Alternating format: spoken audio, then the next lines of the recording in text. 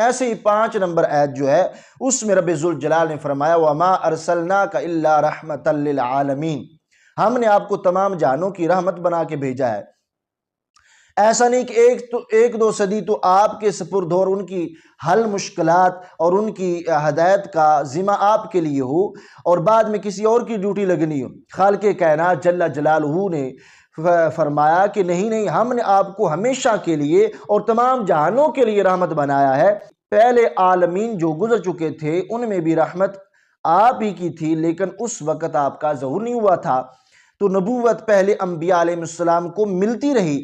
جب آپ کا ظہور ہو گیا اور آپ کائنات میں جلوہ گر ہو گئے تو اب جتنے جہاں بعد میں آنے والے ہیں ان سب کو آپ کی رحمت نے لپیٹ رکھا ہے، لہٰذا اب آگے کسی اور کی گنجائش باقی نہیں۔